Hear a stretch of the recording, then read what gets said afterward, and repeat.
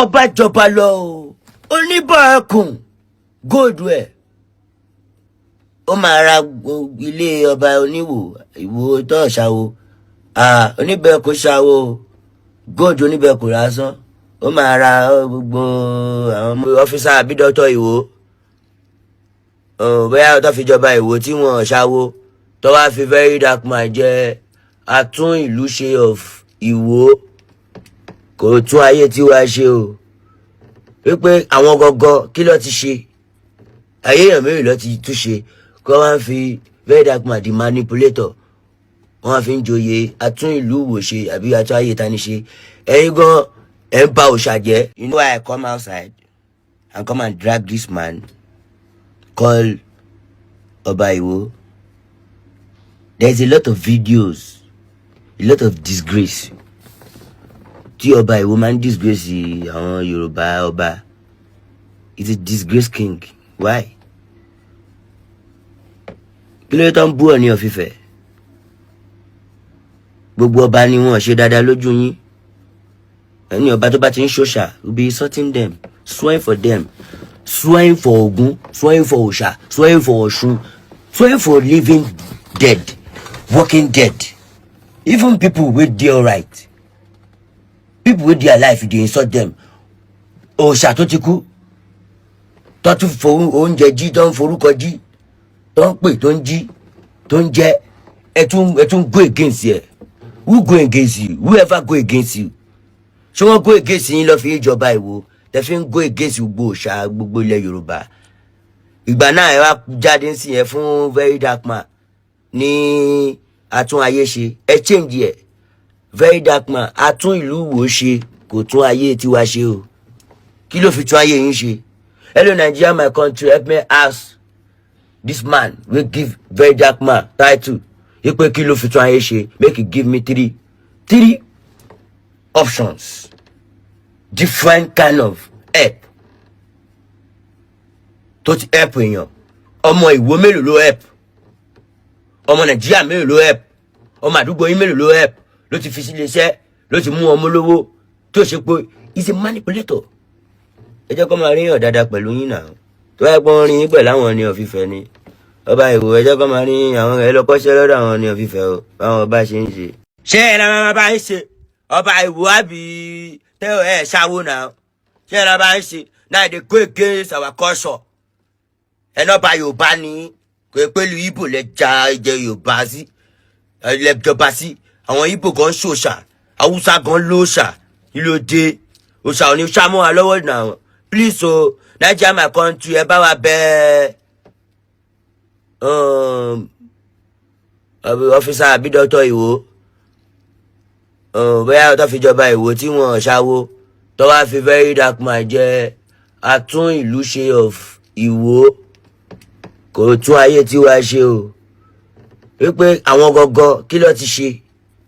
Ayé èèyàn mẹ́rin ló ti tún ṣe kó wọ́n fi very dark man di manipulator.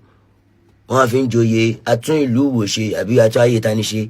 Ẹ̀yin gan ẹ̀ ń ba òòṣà jẹ́.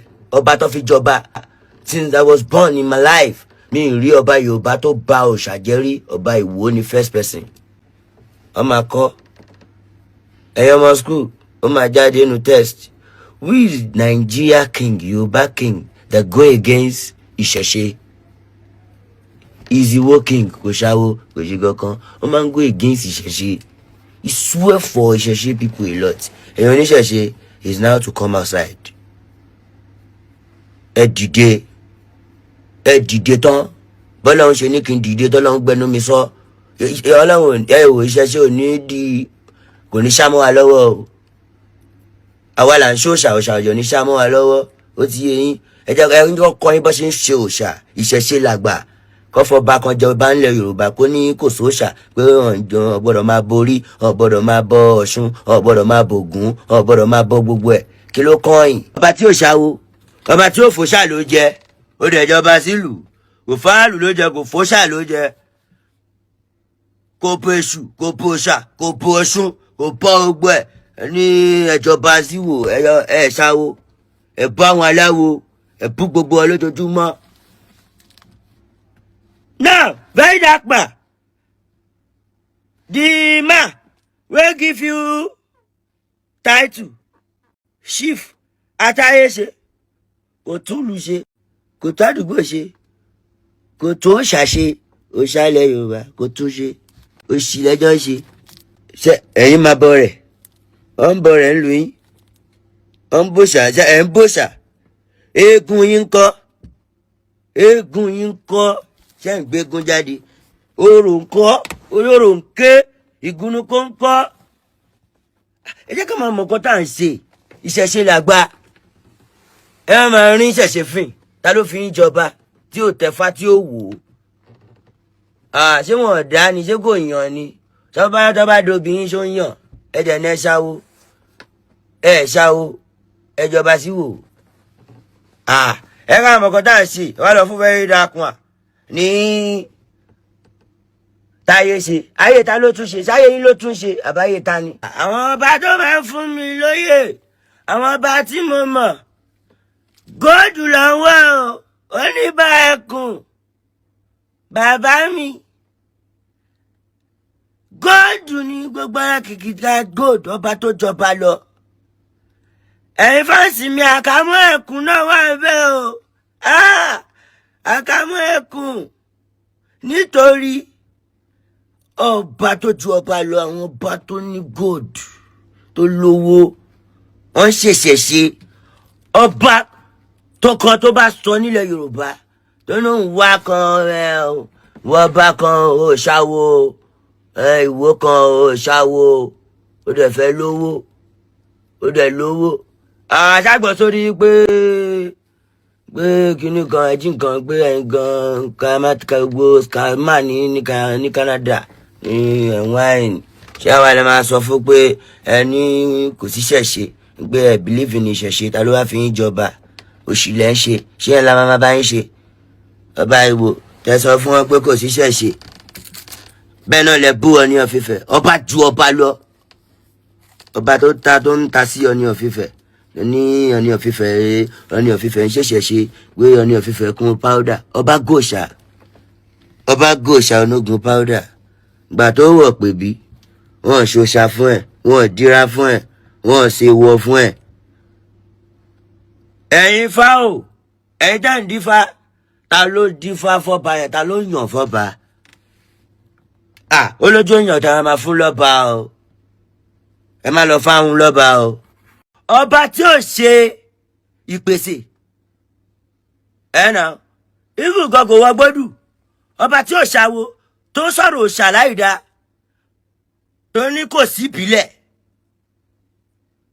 ẹ̀nà ọ̀dàlẹ̀ ni